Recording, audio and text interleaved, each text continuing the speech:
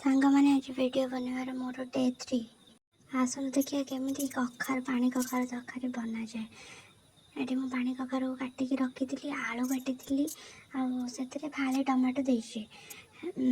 ଯେହେତୁ ପାଣି କଖାରୁ ଏଥିରେ ଚାହିଁଲେ ବି ଆପଣ ପୋଇ ପକାଇ ପାରିବେ, ଆଉ ହେଲା ଆମର ସାରୁ ପକାଇ ପାରିବେ। ଯେହେତୁ ମୋ ପାଖରେ ନଥିଲା ସେଥିପାଇଁ ମୁଁ କେବଳ ଏଥିରେ ଆଳୁ ଆଉ ପାଣି କଖାରୁ ଟମାଟୋ ଦେଇଛି।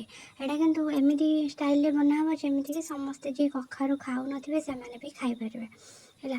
ଏଠି ମୁଁ କଢ଼ାରେ କିଛି ପକା ହେଇନି, ଖାଲି ସବୁକୁ ପକାଇଦେଲି, ଆଉ ଟିକେ ତାକୁ ଢାଙ୍କି ଦେଇ ସିଝେଇବାକୁ ଛାଡ଼ିଦେବି। ଲୁଣ ହଳଦୀ ପକାଇ ଦେଇଛି, ଏଥିରେ ଟମାଟୋ ଫାଳେ ପକାଇ ଦେଇଛି, ଟିକେ ବଡ଼ ଫାଳ ପକାଇଛି ଯେହେତୁ ଟିକେ ଖଟା ଖଟା ହେବ। ଆଉ ତାକୁ ମୁଁ ଏଠି ଢାଙ୍କି ଦେଲି ଯେମିତି ସିଝିଯିବ।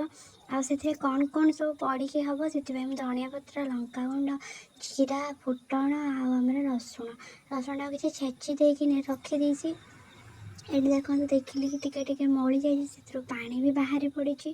ଆଉ ସେଥିରେ ଫୁଟାଇବା ପାଇଁ ମୁଁ ରେଡ଼ି କରିଦେଲି। କଢ଼ାରେ ତାତିଲା ତେଲ ତାତିଲା ପରେ ସେଥିରେ ମୁଁ ଟିକେ ଫୁଟଣ ପକାଇଦେଲି, ଆଉ ଟିକେ ତାପରେ ମୁଁ ଜିରା ବି ଟିକେ ପକାଇଦେବି। ଜିରା ପକାଇ ସାରିଲା ପରେ ଜିରା ଟିକେ ଫୁଟି ସାରିବ, ଫୁଟଣ ଆଉ ଜିରା, ଆଉ ସେଥିରେ ଟିକେ ରସୁଣ ଆଡ଼୍ କରିଦେବେ। ଆପଣ ରସୁଣ ଆଡ଼୍ କରିଦେବେ। ଟିକେ ରସୁଣ ବାସ୍ନା ବାହାରିଲା ପରେ ତାକୁ ଟିକେ ଭଲସେ ଖଡ଼ିକା ମାରିଦେବେ, ଯେମିତିକି ବାସ୍ନା ଟିକେ ରସୁଣଟା ଟିକେ ଭାଜି ହେଇଯିବ, ମଉଳି ହେଇଯିବ, ତା'ର କଞ୍ଚା ସ୍ମେଲ୍ ପଳେଇବ।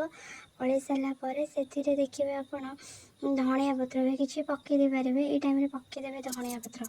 ମୁଁ ବି କିଛି ସମୟ ପରେ ଧନିଆ ପତ୍ର ପକାଇଦେଲି। ପକାଇ ସାରିଲା ପରେ ଯେଉଁ ତରକାରୀରେ ଟମାଟୋ ଯେଉଁ ଫାଳ ଦେଇଥିଲି ସେଇ ଫାଳ ଟମାଟୋକୁ ଏଥିରେ ପକାଇଦେଲି। ପକାଇ ସାରିଲା ପରେ ତାକୁ କୁଚେଇ ଦେଲି, ଭଲସେ କୁଚେଇ ଦେଲେ ଟିକେ ମେଲ୍ଟ ହେଇଯିବ, ଭଲ ଲାଗିବ। ଆଉ ତାକୁ କୁଚେଇ ଦେଇ ସାରିଲା ପରେ ତ ଭଲସେ ଟିକେ ଏପଟ ସେପଟ କରି କଷିଦେଲି। ଆଉ ଲଙ୍କାଗୁଣ୍ଡ ରଖିଥିଲି, ଲଙ୍କାଗୁଣ୍ଡ ଟିକେ କଲର୍ ପାଇଁ ବି ଦେଇଦେଲି। ଦେଇ ସାରିଲା ପରେ ତାକୁ ଟିକେ ଭଲସେ ମସଲାଟା ହେଇଯିବ। ଟମାଟୋ ଯେହେତୁ କୁଚେଇବ, ଯେ ଟମାଟୋ ଟିକେ ପୁରା ମଳିଯିବ। ତାପରେ ଯେଉଁ ସିଝା ହେଇଥିଲା କଖାରୁ, ଆଳୁ ଏସବୁକୁ ମିଶାଇ ଦେଇ ସାରିଲା ପରେ ସାଙ୍ଗମାନେ ଦେଖନ୍ତୁ ଭଲସେ ଘାଣ୍ଟି ଦେଲି, ଏପଟ ସେପଟ କରି ଭଲସେ ତାକୁ ଗୋଳେଇ ଦେଲି ଯେମିତି ପୁରା ଗୋଳେଇ ହେଇଯିବ। ଆଉ ସେଇ ଥାଳିରେ ଯେଉଁ ଥାଳିରେ ମୁଁ ଓଜାଡ଼ିକି ରଖିଥିଲି ସେଇ ଥାଳିରୁ ଟିକେ ପାଣି ଦେଇକି ସେଥିରେ ଟିକେ ତାକୁ ସିମ୍ କରିକି ବସାଇଦେବେ କିଛି ସମୟ, ଯେମିତି ଭଲସେ ଟିକେ ମଉଳି ପଡ଼ିବ ପାଣି କଖାରୁଟା।